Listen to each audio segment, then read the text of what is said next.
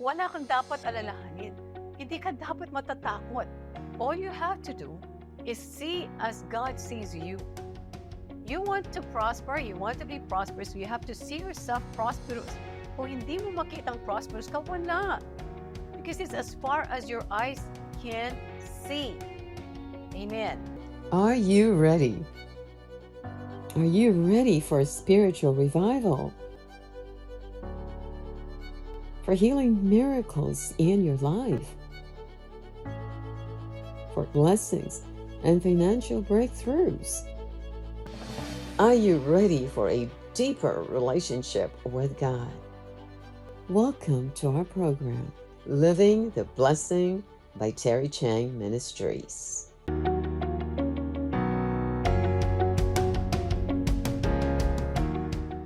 Hindi ko matanggap na marami nagsasuffer, marami naghihirap.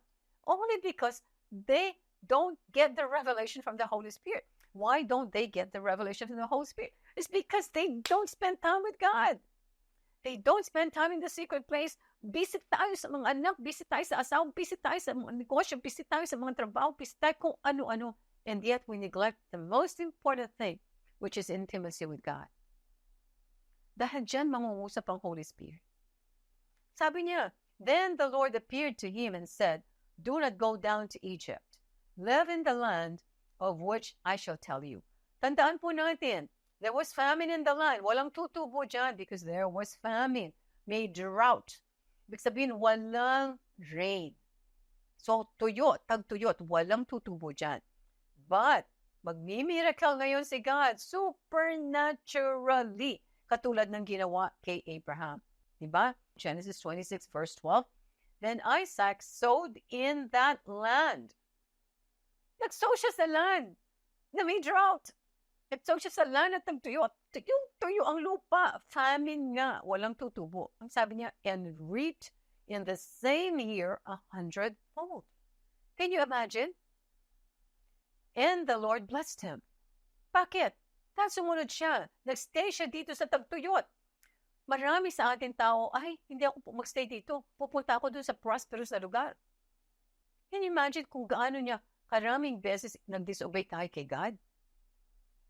Hindi tayo nakikinig sa sinasabi niya. Verse 13, the man began to prosper and continued prospering until he became very prosperous. Where? In the land of famine. Naging super prosperous si Isaac. And then in that verse 14, sabi niya, for he had possessions of flocks and possessions of herds and a great number of servants. So the Philistines envied him. Naingkit ang mga Philistines sa kanya dahil sobrang prosperous. Now the Philistines had stopped up all the wells which his father's servants had dug in the days of Abraham his father, and they had filled them with earth. Ang sinasabi ko sa inyo, para magkaroon ng, di ba, supernatural, sasabihin natin, supernatural yan. Ang kailangan natin ay wisdom. So, anong ginawa ni Lord? Binigyan ng wisdom si Isaac. Tinuro ni God kay Isaac kung saan yung mga wells na binild ni Abraham noon. At ito ang ginamit nila. Dito sa wells na to, linagyan ng tubig ni Lord yan, dito nag-prosper si Isaac. Where all the rest of Canaan, talagang nag-suffer, lack and poverty dahil wala silang ani. And Abimelech said to Isaac, go away from us, for you are much mightier than we. Then Isaac departed from there and pitched his tent in the valley of Gerar and dwelt there. And Isaac dug again the wells of water which they had dug in the days of Abraham his father, for the Philistines had stopped them up after the death of Abraham. He called them by the names which his father had called them. And Isaac's servants dug in the valley and found a well of running water there. So makikita mo dito na wala kang dapat alalahanin. Hindi ka dapat matatakot. All you have to do is see as God sees you.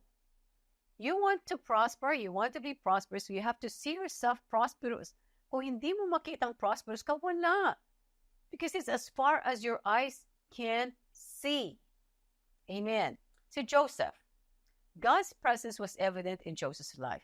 Alam natin yan, di ba? God gave him wisdom. Genesis 39, verses 22 and 23. Let's start with verse 22.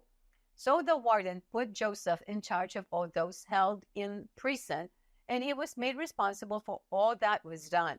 So alam natin ang story ni Joseph, di ba? Unang-una, dineclare ni God that Joseph was a prosperous man. At dineclare yan ni God when Joseph was sold as a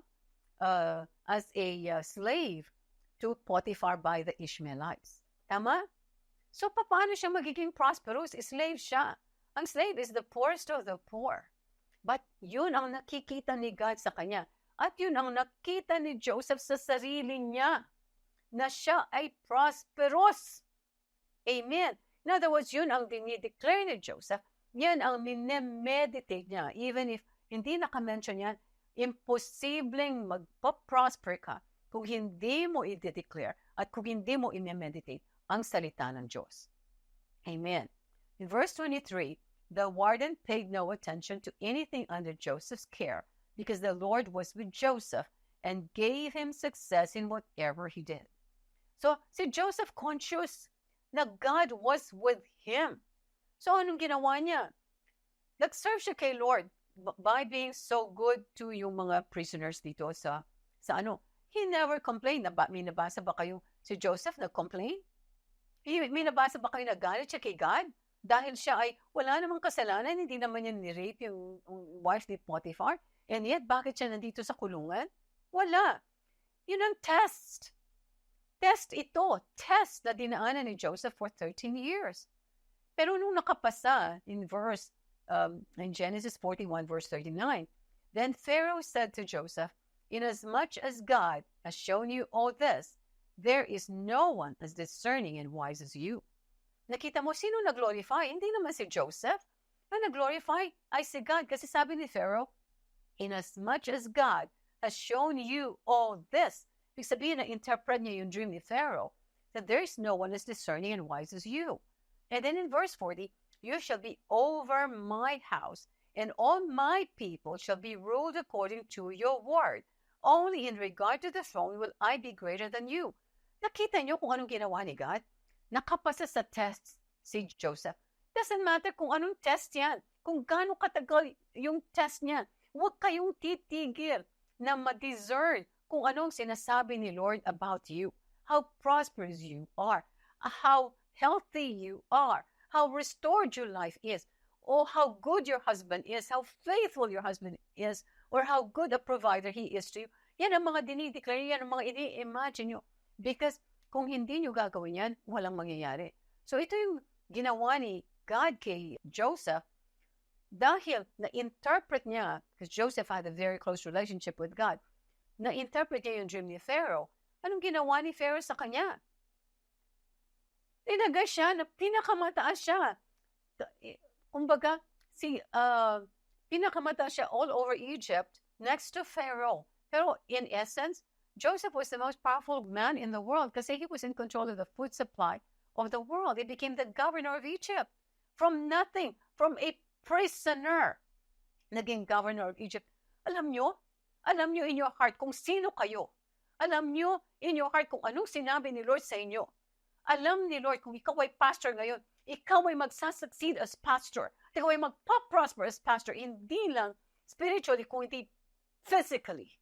Alam mo kung ano ang sinabi ni Lord sa iyo. If you're in business, you are already ordained as a successful businesswoman dahil ikaw ay magiging financier of the kingdom of God. Now, I'm talking of Lisel.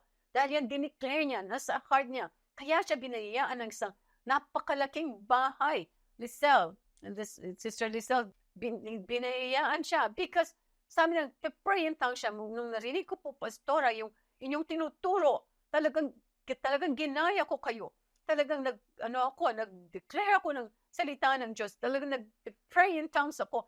Every single day, palagay ko, ganun ang ginagawa. Kasi sabi, pray in tongues, and pray in tongues, and pray in tongues.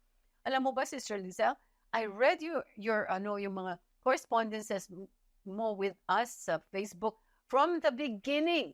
From, I don't know, 2 years ago. Binasa ko lahat yan, word for word. Alam mo bakit? Kasi sinabi ni God sa akin, basahin ko. and to cite you as an example for TCM. Biniyayaan siya ng God. But sino si Lizelle? She was nothing.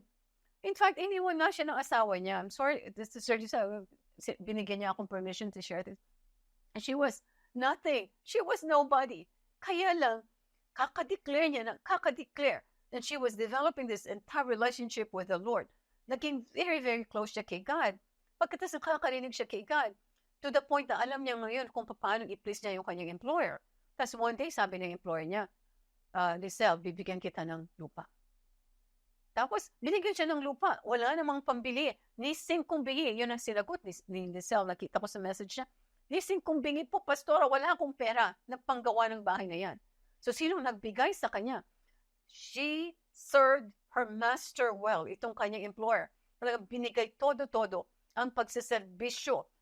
Like she was literally serving itong kanyang employer unto the Lord. So, anong nangyari? Nakikita siya ng kanyang employer na maasahan si Lizelle. Talagang ito'y mapapagkatiwalaan. Kailangan ako mag-invest dito sa tao ito. So, binigyan siya ngayon ng pampagawa ng bahay. Sabi niya, Pastor, ito na po yung bahay ko. Napakalaking bahay. Kasi gusto niya doon siya mag-hold ng Bible study. Hindi ko plano i-share itong kay Sister Lizelle, but talagang ilinagay ni Lord sa heart ko. Pagkatapos, ano pa? Binigyan pa, hindi pa nagkasya because talagang highly favored because yung kaka-pray in tongues, nakadeclare niya ng salita ng Diyos, at sabi niya, I'm going to be a great financier of the kingdom of God. Bigay siya ng bigay sa TCM, bigay siya ng bigay every month, bigay siya ng bigay ng bigay. Tapos bigla, binigyan na naman siya ng sasakyan ng kanyang boss. Pagkatapos sabi niya sa akin ni Sister Lizelle, bibigyan din siya daw ng bagong negosyo. Can you imagine? Nangyayari yan? Supernaturally. When you serve God, when you go to the sacred place, dito nagtitake place ang lahat ng mga miracles and signs and wonders. Actually, nangyari na yan. Nasa spirit realm mo na yan. Nasa spirito mo na lahat yan. When you go to the secret place, dito nagkakaroon ng manifestations because dito ka nagkakaroon ng tiwala, nagkakaroon ng trust, nagkakaroon ng confidence, nagkakaroon ng faith in God's promises. Kaya napaka-importante you spend time with God. Si Jesus, pupunta kung saan? Pupunta sa mountain. Sipin mo, magka-climb up to the mountain. Pupunta sa wilderness. Pupunta sa isang isolated place to pray. To worship His Father. Pagkatapos mag-o-obey siya, sabi niya, I don't do anything that the Father doesn't ask me to do. Kaya anong ginawa ni Jesus? He saved the world. He saved the whole world. He saved the 8 billion people on this earth. 8 billion people. Kaya lang, hindi lahat masisave because hindi naman gusto ng mga iba na masave sila. Di ba? Pero tayo mga predestined na mapupunta sa heaven. Tayo. Ang mata niya, sabi niya, God walks to and fro the entire earth. His eyes are on the righteous and His ears listen to the cry. Tanggapin niyo yung message na yan. That when you cry, nandito yung Holy Spirit, anak, ano bang kailangan mo?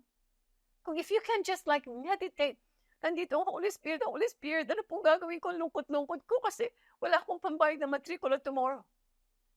Napakaliit niyan sa Panginoon. Why do you underestimate the Holy Spirit? Ay, bukas na yan, wala, hindi na yan, bibigay sa akin ng Holy Spirit. Really? Sobrang dami ko nang na-experience, even with my personal life. Nasa ministry ako for the last 26 years, nakita ko lahat ng mga gagaling, mga paralitikong nakalakad, mga bulag na nakakita, mga namatay na nabuhay ulit. Imposibleng hindi pa tayo maniniwala. And yet marami sa atin na nandito sa inner circle na hindi naniniwala.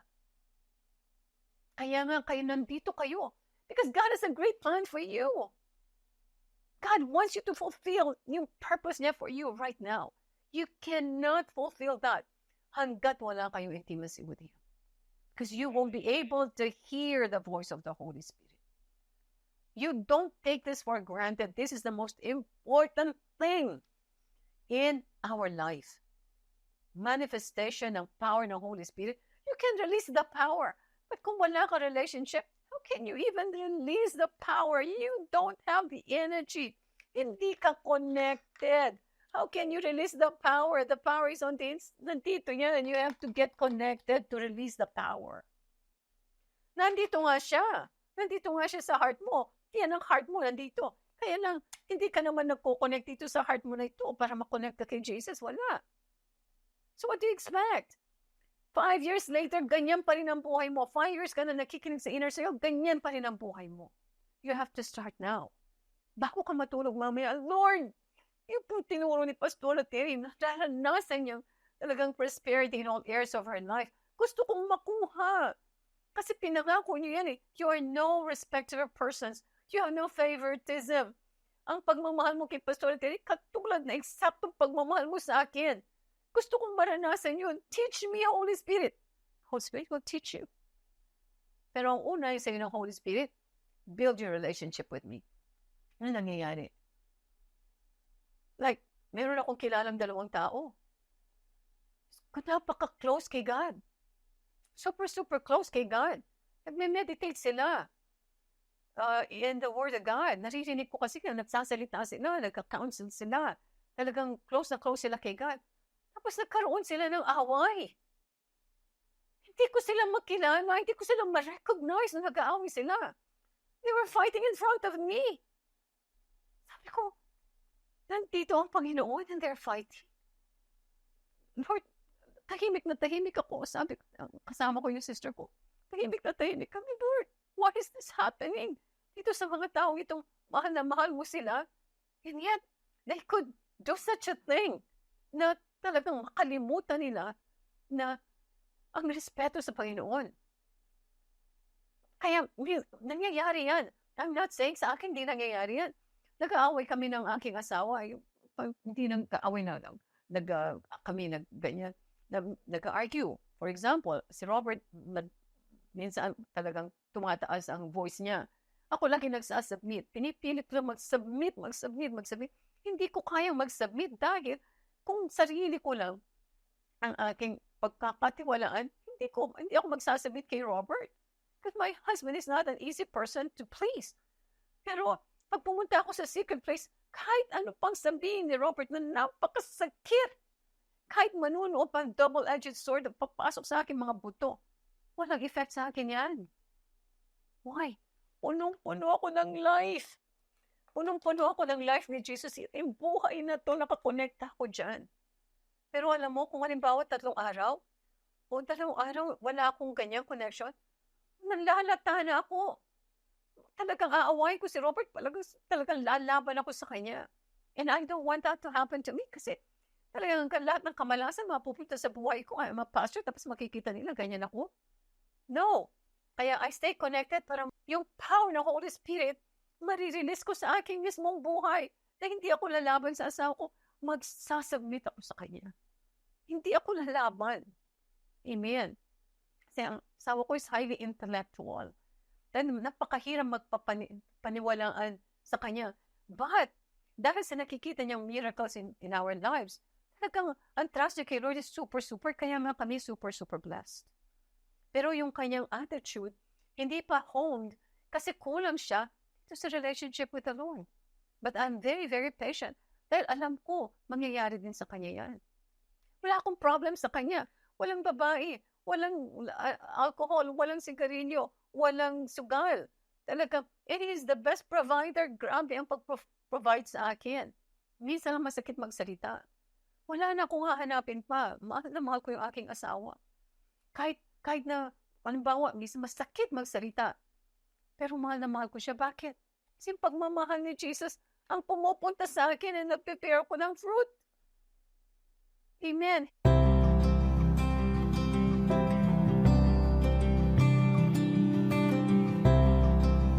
Sa mga nais pong sumulat, magbigay ng testimony, or may prayer request, isa pong malaking karangalan na kami makapaglingkod sa inyo.